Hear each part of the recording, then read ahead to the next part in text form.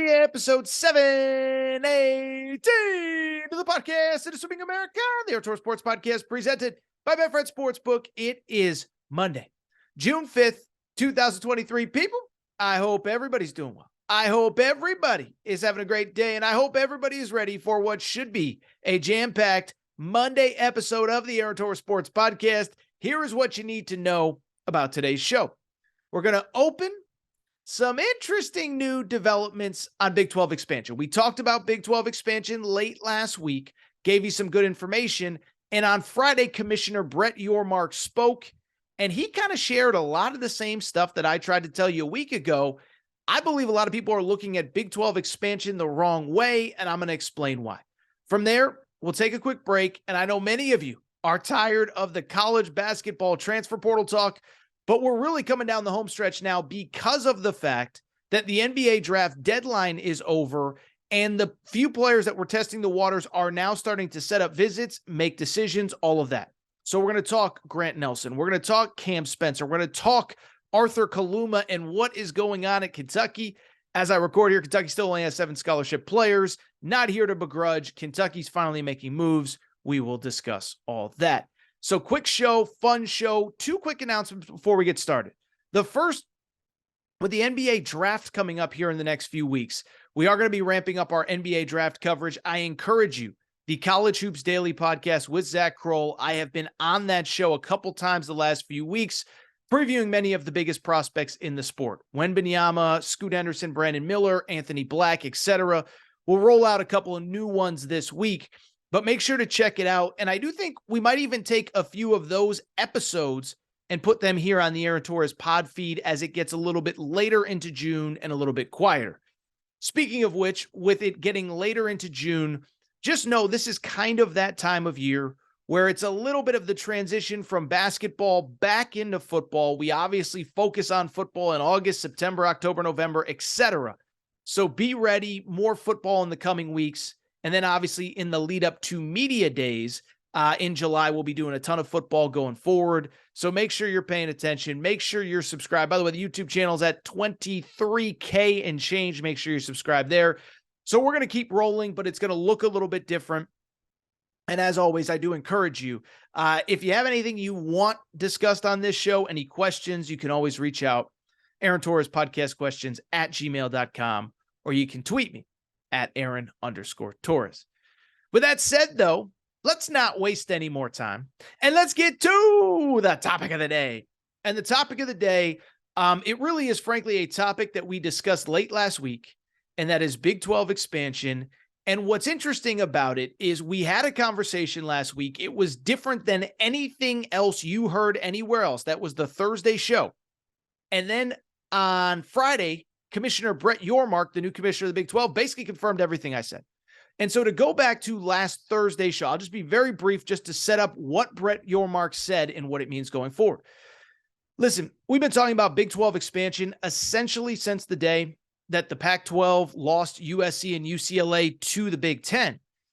And so I bring it up because I think over the last year, the conversation has been that the Big 12 is just going to poach whatever schools they can from the Pac-12 to strengthen themselves, them being the Big 12, and to try to just put a death knell in the Pac-12, and the Pac-12 moves on. That was always the understanding, and the focus was really on the 4 corner schools, Utah, Colorado, Arizona, and Arizona State. Could Oregon and Washington potentially get involved as well? So I bring it up because that was the thought process really coming into last week. But last week, the Big 12 had league meetings, just like the SEC did. And I started to hear some stuff that I thought was very interesting. We had heard rumors previously that UConn, that Gonzaga, that San Diego State were among those that could also be on the table for the Big 12, that UNLV could be on the table for the Big 12. And I bring it up because what I said on Thursday's show, I haven't seen it reported anywhere else. I was told that we have actually been looking at Big 12 expansion wrong for most of the last year. That for a time, the focus was on football, but that over the last couple months, the conversation has been more about we have a very good football product, but realistically, we're never going to be able to be better than the SEC or the Big Ten in football. So do we need to shift strategy, and do we need to focus on basketball going forward? Do we need to focus on the UConns and Gonzagas and San Diego States more than we do the Arizona States, the Utahs, the Washingtons, etc.? So that was what we talked about on Thursday's show. And then Brett Yormark, the commissioner, met with the media on Friday and basically said exactly what I said on Thursday's show, only on the record for the media. By the way, we're about to hire a full-time producer here for the Aaron Torres pod in the coming weeks. I'm really excited about that. When I got the full-time producer, I'm just going to play what I said and then play what Brett Yormark said, because it is almost verbatim what I told you. But what I want to do, take a half a second. I want to read Brett Yormark's remarks. And then from there, I want to explain what it means and where I think expansion is going over these next couple weeks. So Brett Yormark did meet with the media on Friday. Here are a couple of the quotes that he said. He said, "We do have a plan. As I've said all along, we have an appetite to be a national conference in our makeup from coast to coast, and we do believe in the upside of basketball moving forward as a collective group. That being said, we love our current composition, love the 4 new schools that are coming in next month. That's, of course, BYU, Cincinnati, Houston, and Central Florida. However, if the opportunity presents itself to create value, we will pursue it." He continued, "There's a chance for us to double down as the #1 basketball conference in America, but football is the driver. We all know that. We're exploring all options and considerations at this time. We do see upside in moving forward. We do see upside in basketball moving forward for the right reasons. We think it's undervalued, and there's a chance to double down as the #1 basketball conference, as I just said." All right. So a lot to peel back there, but that is what Brett Yormark said. But then on top of that, there was also another nugget that came out that I thought was important. Brett Yormark talked on Friday as well about what kind of money his schools got this past year.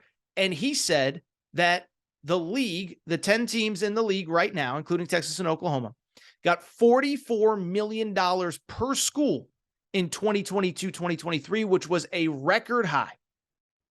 42 was distributed a year ago, 44 for everybody, including Texas and Oklahoma. And so I bring it up, why I shared those quotes and why I shared that monetary value, for this simple reason. I just think Brett Yormark kind of explained 2 things. 1, what the plan is, and 1, why the schools that you might not think would be receptive actually are. So in terms of what Brett Yormark said, it confirms a lot of what we talked about last week. The Big 12, I think, kind of has figured out where it stands in the college sports pecking order, okay? It's not that football isn't a priority. It's always going to be a priority for everybody all the time. Until we stop playing college sports, college football is going to be the priority. But there's a couple things. 1, you're just never going to be able to get the brands that the SEC has, especially without Texas and Oklahoma. There are no Georgias and Floridas and Ohio States and Michigans available. They have homes. They're happy in their homes. They're never leaving. It's not happening. It's not in the cards. The only other program that really moves the needle that is available is Notre Dame, and they're not going to the Big 12. And so it's not that football isn't important. But I believe Brett Yormark feels that Big 12 football is in a pretty good place as the 3rd best conference in college football. TCU just played for a national championship. Kansas State, 11-win season. Baylor, a 12-win season 2 years ago. All 3 of those schools have coaches 55 years and under. So all 3 of those programs should be in pretty good shape going forward. So we like where we are in football. But now, let's still find value in football. Wink, wink, Colorado. Wink, wink, Deion Sanders. But let's also create the best basketball conference that's ever existed. And that is where the interest in UConn and Kansas and San Diego State and Gonzaga comes in. And it's for the reasons that I told you last week, and some of which Brett Yormark talked about a little bit. It's that I believe what Brett Yormark's thinking is this, is that the Big Ten and the SEC are not done expanding, okay? We've talked about this on this show. At some point, the ACC, it's not going to make it. I hate to say it. I know they changed the revenue distribution and Florida State's getting more than Boston College. They're not going to survive. And so at some point, the ACC is going to break up. And 4 of their schools or 2 of their schools or whatever are eventually going to go to the SEC, and a couple are going to go to the Big Ten. And at some point, the Big Ten is probably going to have 20 teams. 24 teams maybe, and it's the same with the SEC. And so when you get to those 40 to 48 teams, you know what's going to happen? We can pretend like it's not.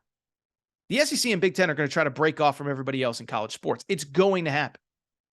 And so the Big 12's thought process is this.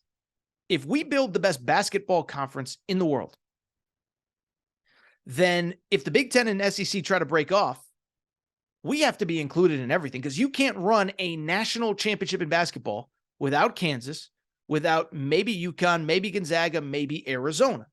You just can't. And for people who will say they'll only break off in football. No. They're ready to break off in basketball too, okay? You think Ohio State and Michigan and Georgia and Greg Sankey and whoever the heck the new commissioner of the Big Ten is, you think they want to share a cut of the NCAA basketball tournament revenue with St. Peter's and who else? North Texas and I don't know, Fairleigh Dickinson? You think Greg Sankey cares about Fairleigh Dickinson? You know how I know he doesn't? Because last summer, a year ago, Greg Sankey is already talking about, do we really need automatic bids in the NCAA tournament? Do we really need them? Are we sure? And that was just his way of basically saying, we think we should get more SEC teams in because we want to keep more of the money for themselves. So if you don't think that when another round of expansion comes and the SEC adds, say, Clemson and Miami and Florida State or whatever, and the Big Ten adds Virginia and North Carolina and whomever, you don't think that they're going to try to break off and run their own basketball tournament too? And so the Big 12's thinking is pretty straightforward. You guys can do that, but nobody's going to take your little basketball tournament seriously if you don't include Kansas and UConn and Arizona and Gonzaga. So there's that element of it. But then on the flip side, that $44 million to me is a very important note as well. And here is why that is important in my mind. It's because it now explains why some of these schools are interested in leaving for the Big 12. Listen, as a UConn alum, I'm getting asked about this nonstop. DMs, private, public, media members are calling me out. Why would UConn ever leave the Big East again? They left once for football and it was a disaster. Let's get a couple things straight. UConn never left the Big East. The Catholic schools wanted to go basketball only and booted UConn. UConn had a football program. They went to the ACC. They had nowhere else to go. So let's get that out of the way. UConn never left the ACC, left the Big East. The Big East kicked them out. And two, the other factor is this, is that people want to say, oh, well, why would you leave again? You're competing at the highest level. I get that. But the college sports world is changing. And are you going to be able to run a legitimate athletic department on what the Big East is getting paid? And that's no disrespect. It's just a fact. And so you look at where UConn strives to be. People say, oh, they're going to leave for the Big 12 for football and it's going to be a disaster. No. I've said this before and I'll keep saying it. They're going to leave for the Big 12 to save all of the other sports in that athletic department. Remember, Dan Hurley, I believe by the end of the summer, will be one of the 5 to 10 highest paid coaches in college basketball. He's probably going to make $6 million a year. Gino Auriemma currently makes $3 million a year. His replacement is probably going to be in that range if you want to continue to compete at the highest level in women's college basketball. Maybe if it's even less, but even if it's 1.52 million, that's above market value. UConn, well, they just lost in the Gainesville Regional to Florida to end the baseball season, is a top 25 baseball program. Think that doesn't cost money? Think Jim Penders hasn't had offers to go other places as head coach? He has. Michigan last offseason, he turned it down. You're going to be able to keep him. You're going to be able to keep a top 15 ice hockey program operating at the highest level. Soccer's been good historically. Women's soccer's been good historically. Field hockey has won national championships. You think you're going to be able to do all of that on $10 or $12 million a year from the Big East when Dan Hurley's making 6 and the women's basketball coach is making 3? I don't think so. And so that is why UConn is seriously considering this move if an opportunity presents itself.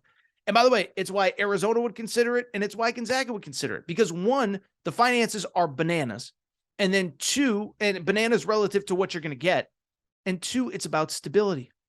You join with these teams, it sets you up for whatever the next round of realignment looks like. And so I don't mean to go on and on. I don't mean to belabor the point. But to give you a quick update, I think everything Brett Yormark said confirmed what I said on this show a few days ago, and it makes me feel better about what I said. If you ask me for a group of teams, group of programs that are prioritized by the Big 12 right now, I believe Colorado is there. not so much because of basketball, but because of Deion Sanders, the Coach Prime effect. They're ready to leave. Coach Prime wants them in a Texas-based league so he can go back to Dallas and recruit Dallas all the time and stay in his house, that ranch of his that's, probably 25 acres or something like that. So Colorado, I believe, is done. We can pretend, we can dance, their AD can say the right things. They're done. I believe after that, I believe UConn's the top priority. Northeast, what'd he say? What did Yormark say? Coast to coast. I know they have Cincinnati. I know they have Central Florida. UConn's a bigger brand than both. UConn provides them coast-to-coast opportunities. I believe UConn's the next priority. And then from there, I've talked about Arizona before. Talked about it on last week's show. Saw my buddy Jason Shear confirm something that I said on Thursday's show. Arizona and Arizona State are not attached at the hip. I don't believe that Arizona State is any longer a priority for the Big 12. And I believe the Big 12 is ready to move forward with Arizona without Arizona State. And then, like I said, I think it's either Gonzaga or San Diego State to round out the 16. Is it possible you bring in Gonzaga as a basketball-only member? It is. How that all works, I don't know. But I think it's all on the table for all of the reasons that I've mentioned. I don't believe Arizona State's as much of a priority as they've been. Talked about Utah last week and then independently confirmed it with a second person that they have some trepidation about going to the Big 12 because BYU is there. So I don't know that Utah's a priority one way or the other. And Washington and Oregon, I still can't figure out. Feels to me like they still think they're getting that Big Ten invite. I don't see it. But again, Yormark said it. I'm telling you, keep an eye. Keep that little eye right there. I believe basketball is a priority. And I believe schools like UConn, Gonzaga, San Diego State, Arizona are more of a priority than a Utah, Oregon, Washington. All right, so what I want to do, take a quick break. And when I come back, we are going to talk, speaking of basketball, how about the portal? A lot of stuff happened this weekend with Grant Nelson, with Cam Spencer, with potentially Kentucky. Take a quick break. Be right back. We're getting back to the show in a minute. But before we do, I want to welcome back our presenting sponsor, Betfred Sportsbook and the Betfred Sportsbook app. The NBA playoffs are here, and nobody has you covered quite like Betfred. By now, you know Betfred's story. Started in 1967 in the UK. Over 1,200 shops in the UK. They have since come to the United States and made a major splash. They are not only the presenting sponsor of the Aaron Torres podcast and all things Aaron Torres media, but also the Cincinnati Bengals, the Colorado Rockies, the Denver Broncos. And what I love about Betfred Sportsbook is that nobody takes care of their customers quite like Betfred. You've seen the Betfred Sportsbook suite at Bengals games. It is hopping. We have sent listeners of this show to Denver Broncos VIP tailgates. Betfred bettors have thrown out first pitches at Colorado Rockies games. Again, nobody takes care of you like Betfred Sportsbook does, and here is what they are doing for the NBA playoffs. How about this for a deal? Bet $50 on any game, all playoffs long, get up to $1,111 in free bets. Here's how it works.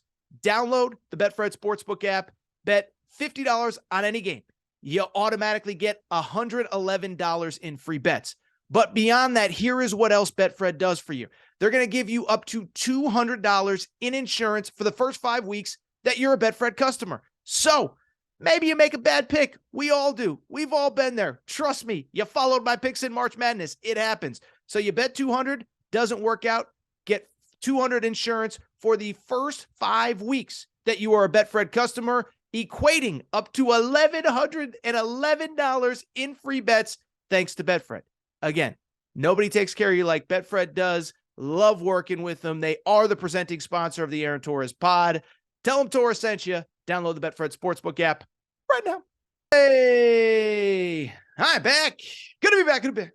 Do want to switch gears and listen, you already know I'm going to talk a little bit of college hoops transfer portal, and I get it. We've been talking about this thing since the middle of March when the transfer portal opened, but it is finally starting to come down the home stretch here for one simple reason. We're running out of bodies and names and schools and spots, right? And the last big wave does feel like it happened late last week because, as I told you, there was about 3-4 guys in the portal that were also testing the NBA draft waters that if they decide to come back to college basketball would be very coveted.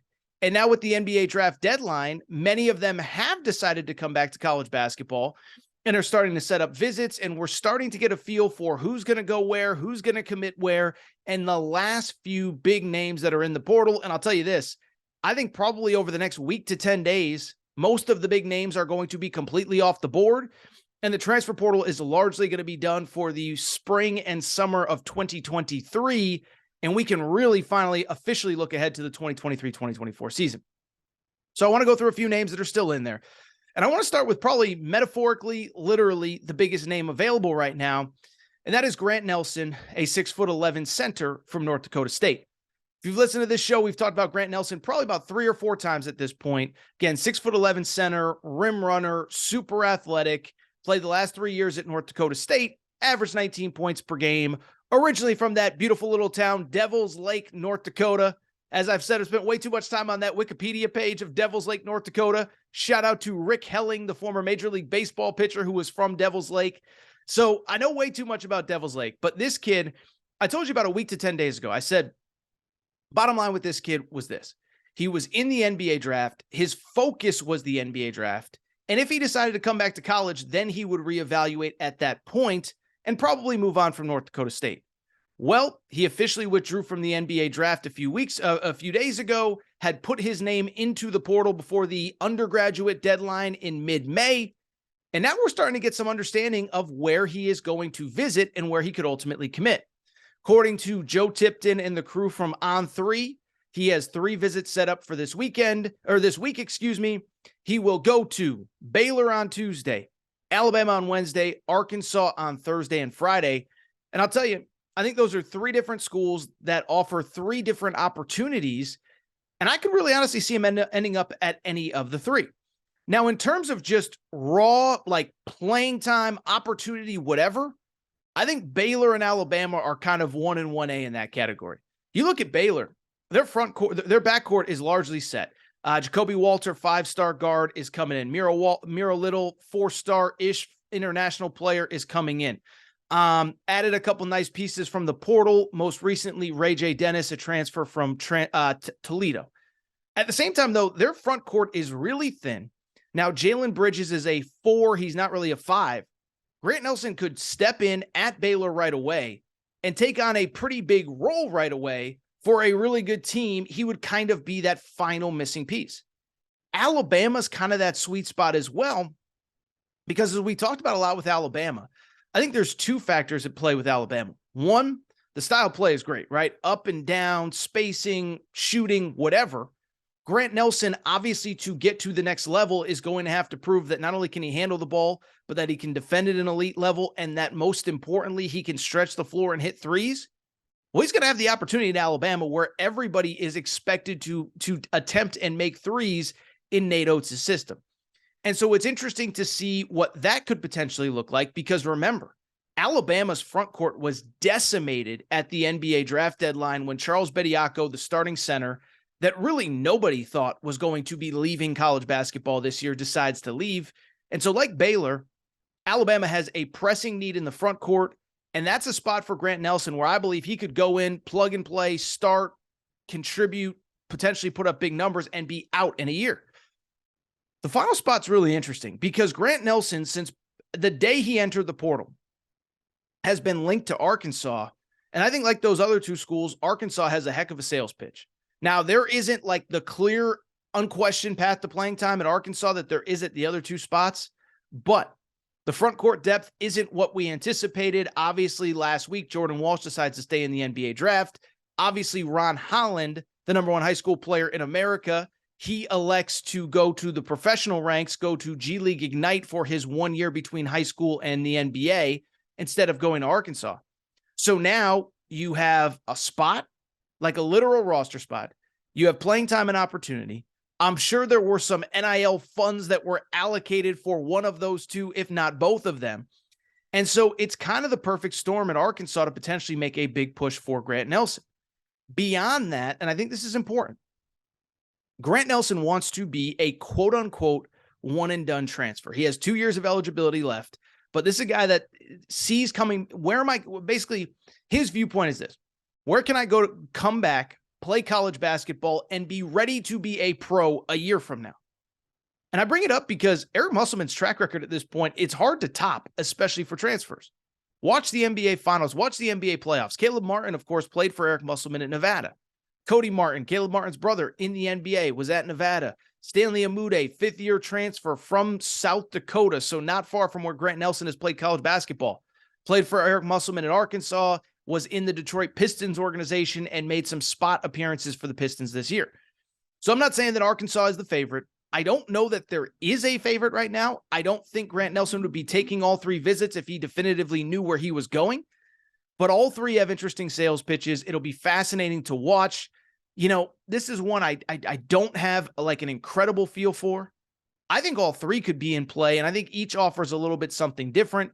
But this will be fascinating to follow. Again, 3 visits this week. My guess is that by the end of this week into early next week, we're going to know where Grant Nelson is playing college basketball next year. Let's keep it going with the other really big name that we have discussed a few times over the last couple weeks. That is guard Cam Spencer, graduate transfer from Rutgers. Averaged 13 points per game, elite three-point shooter, 42% from beyond the arc. And I got some interesting intel on Cam Spencer over the course of this weekend. So a week ago, he had announced a Final Four through Jeff Goodman of Miami, UCLA, UConn, and Oklahoma. This week, he took a visit to Miami. He has a UConn visit scheduled. And what we've talked about previously is, to me, it felt like it was going to come down to, is it all about NIL? Because if it's all about NIL, we know people are going to have trouble competing with Miami. Is it about the combination? Is it more about winning and role and spot and opportunity? And if that's the case, UConn's probably a good spot for him, because the one thing that UConn does not have is a replacement for Jordan Hawkins, the future lottery pick, who was an elite scorer and three-point shooter for the Huskies this past season. And so I bring it up because while the other two schools are in the mix, Oklahoma and UCLA, this to me, I've been told, not just I feel, it's not a gut. My hunch is, and I've been told, that this is really a Miami-UConn situation. I don't think Oklahoma feels great about where they stand. UCLA, I'm not saying it can't happen, but it just feels like a weird fit for a West Coast school, East Coast kid. UCLA is going to be young. UCLA is going to be largely rebuilding next year. And so this to me comes down to Miami and UConn. And the one thing I would say, I was told this by somebody close to Cam Spencer over the weekend. Good news for UConn. I am told this is not strictly an NIL thing, okay? Because I think when he first entered the portal, there were reports that he went into Rutgers and said, I got a bigger opportunity somewhere else. I'm leaving, and I'm not even giving you a chance to match the offer. Just said, I'm out. And I think at that point, everybody assumed, well, it must be NIL. There must be some huge offer out there. He must be going somewhere else. What I was told is something that I have told you on this show before. I think NIL is absolutely a factor for Cam Spencer. And I think if you're going to him or any recruit in the portal and saying, we can offer you this and here's our biology department, and this is what NIL is a factor. I don't believe it is the only factor for most players. And my understanding is it isn't for Cam Spencer. It is the holistic thing of what's my role going to be? What are my opportunities going to be? Can I win? How will I be coached? Can you help me maybe get to the next level as an NBA player? Cam Spencer's an elite athlete, 13 points per game in the Big Ten last year. I think he thinks, hey, let me find a spot that can put me in position to have success. I'm not saying it's a certainty. I do think it's down to UConn and Miami. And as I record here late on Sunday night, I'd give UConn the slightest advantage, probably a 55-45 advantage. That visit is coming up. We will see what happens going forward. Finally, before we get out of here, I want to talk about the school that we've spent an inordinate amount of time talking about over the course of this offseason, and that's the Kentucky Wildcats. And by now, I've done the spiel, right?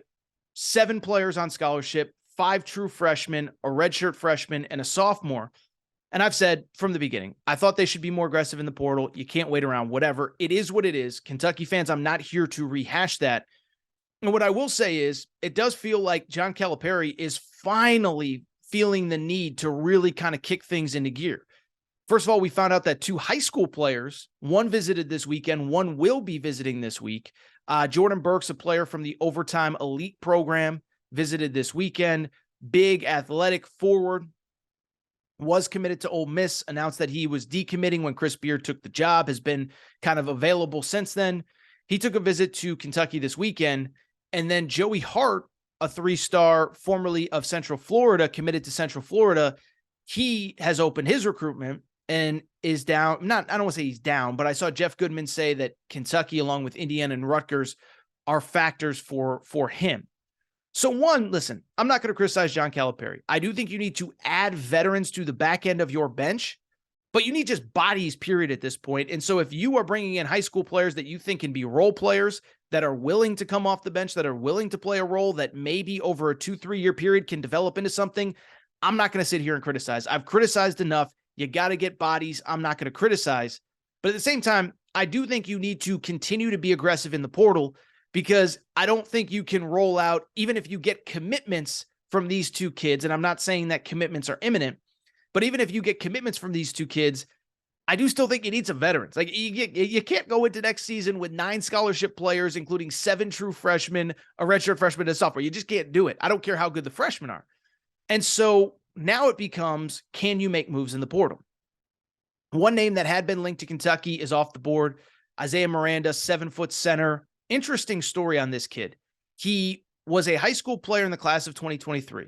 Really good player. I actually saw him at Pangos All-American Camp last summer, a camp that's going on this week. Ironically enough, won't be able to attend, but saw him at Pangos All-American Camp.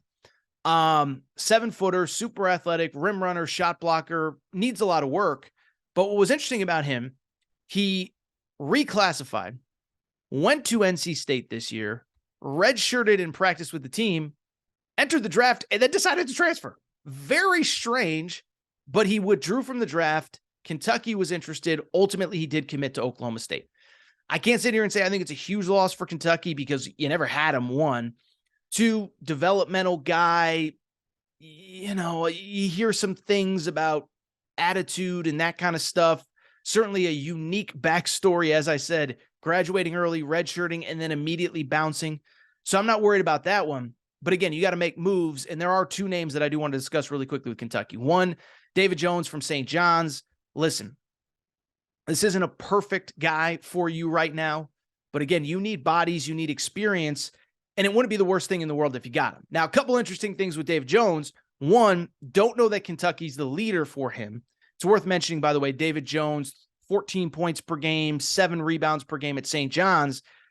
But a couple things stand out. 1, don't know that they're a leader. Another player that I think they probably kind of tried to slow roll and, oh, we can come back to you and we'll talk and we'll circle back. Well, now it's June and you got to make a move. Memphis is supposedly in the mix there. And so it's kind of a Memphis-Kentucky battle with maybe Memphis having the slight lead. But beyond that, a couple things stand out that worry me a little bit, but I can't worry that much because you just need bodies if you're Kentucky. Not a very efficient player. Shot about 39% from the field, 29% from 3 as a 6'7" forward that played at St. John's last year. Again, he's a hustle. He's an energy guy, but does have those moments that, you know, you kind of doesn't always make the best decisions. The last thing I would say, this isn't a criticism of him necessarily, but why you're recruiting veterans at this point, you want locker room guys, right? And I'm not saying David Jones is a good kid or a bad kid or this or that. What I would say about him, though, is that he hasn't done much winning in college. Started his career at DePaul, played well there, but the team didn't win. Then goes to St. John's, team doesn't win.